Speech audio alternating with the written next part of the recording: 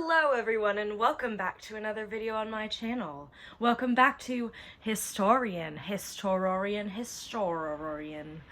And now, I am here to talk to you about monsters! Yeah, no, I guess that's what I've been talking about this entire time. But you know, might as well like up the ante just a little bit. Oh, and also, anyone like my garbage Renfield cosplay? I stole this from my roommate, so if you're seeing this, Gabby, sorry.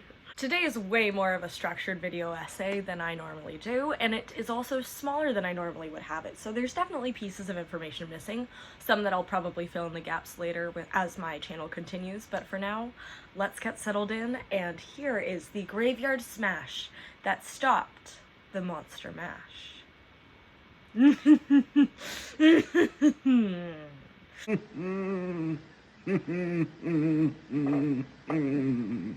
Wise man.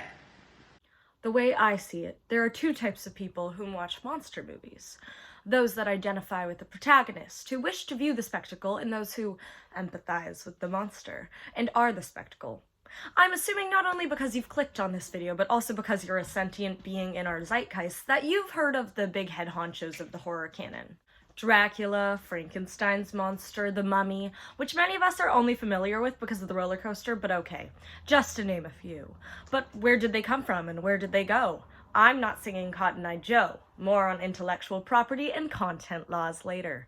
And yes, this is a video for a class that I'm taking. Yes, I would have made this video without the class because I'm not interested. And yes, the time limit for my video essay has to be under 25 minutes. So here's my summary of the 7 canonical Universal monster movies I'll be referring to for this project done as quickly as possible.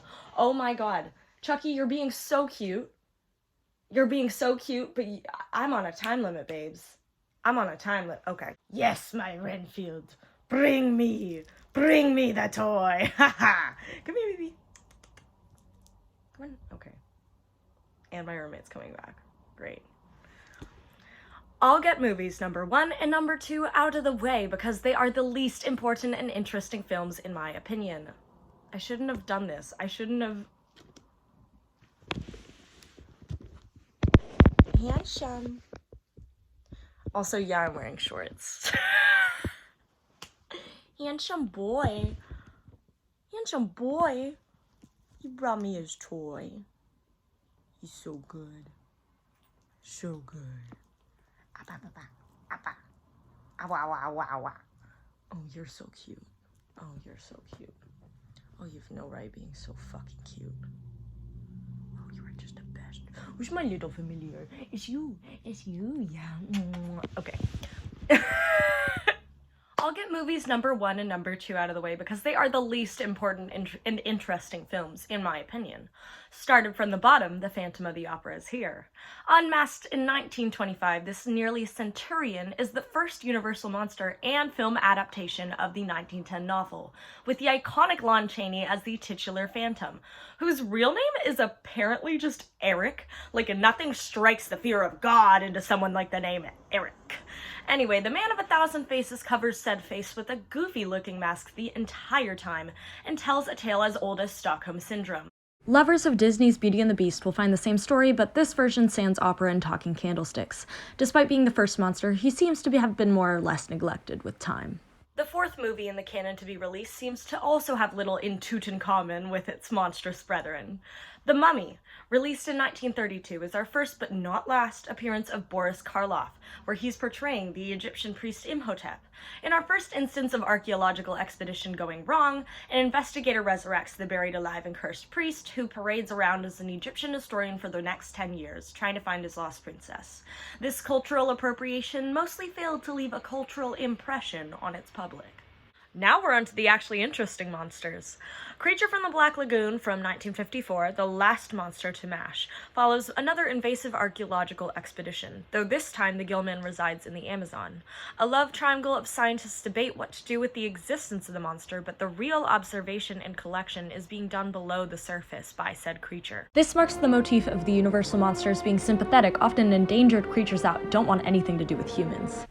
Speaking of miserable bastards, okay, I guess his dad is around and causing him problems, but you get my point. We have Larry Talbot, the Wolfman, from 1941, with a return from Lon Chaney as the good boy himself. This Nepo baby returns home because of the death of his brother, stalks a married woman until she finally gives him the time of day, and gets bitten by a werewolf. You know, the typical Greek hero wild wolf chase. While Larry's not my favorite Monster Man, I understand that most American audiences resonated with the more realistic, less European golden retriever white boy that they love so much. For the most part, these monsters aren't monsters by choice. However, The Invisible Man 1933, which has a different man in every installment, follows the first imperceptible individual, mad scientist Jack Griffin. Dr. Griffin becomes a monster during his one-man booze cruise to Manic Metropolis. This man's, for lack of a better word, fucks around and finds out, sitting with his bare ass and taint on couches and running around with his dingus and dogs out for the entire movie. Also, he's one of the few who seems actually intent on causing problems for the humans around him. Like, he ends up crashing a whole train in one scene. Honestly, he doesn't follow the ethos of the other monsters, but his story is too funny not to. May, nuts and May, here we go gathering nuts and May on a cold and frosty morning. Whoop! Now we're getting to the real memorable stuff. Count Dracula makes up for the Count not being the first released Universal Monsters movie, but by being the first one in sound. Finding its fanging, 1931's Dracula wanders London in an attempt to feed on and marry young women, attended to by his over-eager familiar Renfield, and opposed by the amateur vampire hunter Dr. Van Helsing. Something so incredible, I mistrust my own judgment. Look.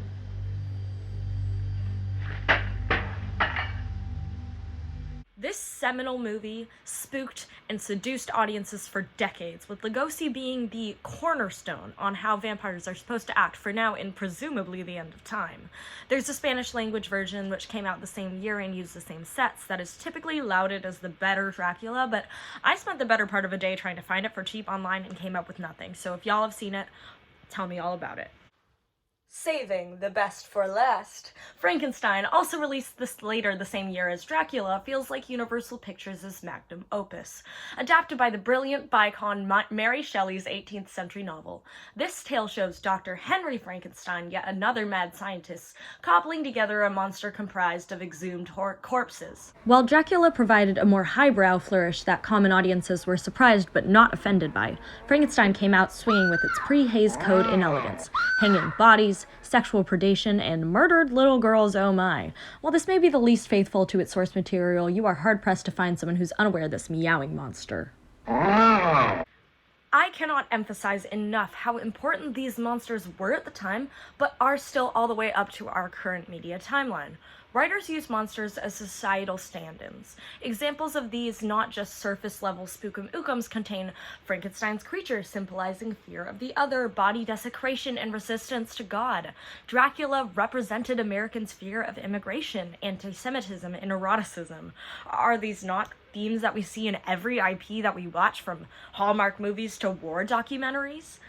Now that I've established the Universal Monster movies are credible, worthwhile, and established classics, we must inspect the end of the era. So, why did the monsters stop officially mashing after the last original movie in '54? An article covering the entire history of Universal Studios' history tells us this. Quote, "Dynamics of the film industry troubled Universal in the mid-1920s.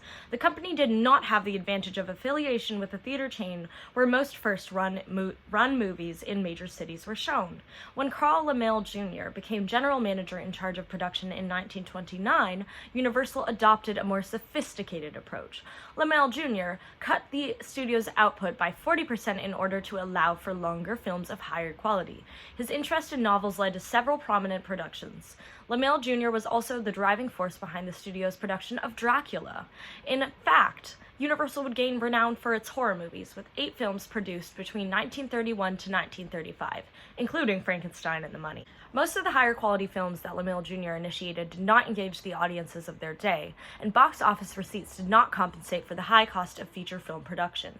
When Laemmle Jr.'s production of the Broadway musical Showboat went over budget in 1935, his father offered his controlling interest as collateral for over $1 million in debt to fund the project." End quote. So this all led to LaMaille Jr.'s affiliation with Universal to be nullified. The same writers also suspect that due to World War II, more people valued escapism in their movies, hence the rise of westerns, action, and romantic movies that Universal is more commonly associated with today, which meant that the monsters and other terrifying films were shelved for another date. 3 days worth of research more or less summed up in a pretty little paragraph. Woo! So I've answered the main question, but I can hear the future commenters saying, well, it's not as if Universal has completely stopped making monster movies. Didn't you see the 1999 Brandon Fraser version of The Mummy? And to that I say, no. And no, I will not. But yeah, I am peripherally aware of all the reboots that have happened. I will say, as I'm dressed as Renfield, I did watch the movie, and I really did like it. But that is an anomaly. That is honestly a shock. A toxic, what am I even saying? I'm fucking surprised. That movie was good. I'm fucking surprised. The Wolfman of 2010, don't remind me of that joke. I haven't even seen The Shape of Water yet. Don't judge me, I think the original Gilman is sexy enough. But the only people that are able to make these admittedly underwhelming remakes are those that are the 1%. Think Hammer Pictures and other studios. So, what's our solution should we want more bang and more buck? For this, I must consult the highly anticipated horror movie of 2023. Winnie-the-Pooh, Blood and Honey. Okay, so the anticipation thing was a joke, but I shit you not, this brilliant dumpster pile actually gave me my solution. I bet you're looking and you're all like, wow, look this antagonistic idiot just taking a dump all over remakes. Well, stay shitting, crying, and throwing up, because I'm not opposed to remakes. I'm opposed to soulless cash grabs with the likes of Child's Play 2019, the 2010 Nightmare on Elm Street reboot, etc. I believe that all art should eventually be made public, as no work, nowadays especially, is ever truly original, nor is it fully yours when submitted for public appraisal. I think anybody that wants to make a culturally accurate The Mummy movie should be able to, regardless of their budget, as the only people that can keep up with the megalomaniacs are other megalomaniacs. But let me be clear. I'm not here to say, let Universal Studios burn to the ground so we the people may steal its content IDs from whatever creature from the not actually Black Lagoon smart movie I want to make next. Quite the opposite, if you could understand any of what I just said. Really, I'm here to pitch a compromise. So while I did watch this god-awful movie so that this video would be entirely faithful and well-researched, I do think this is a prime example of artist ownership and artist extraction and interpretation. While the Walt Disney Company owned the rights to Winnie-the-Pooh after the original author's death starting from 1966, the first Winnie-the-Pooh book finally became public domain in the United States on the 1st of January 2022. Almost instantly, director of Blood and Honey Rhys Frake Waterfield started developing his movie without copyright claims and censorship in the way. While he had to change the appearance slightly of the characters as to not copy the original designs or characteristics that were distinct to Disney's characterizations, this workaround meant that they could successfully make their slasher flick. Now, I'm sure there are better examples of waiting for content IDs to age, but this one seemed the most in spirit of what I wanted to encourage here.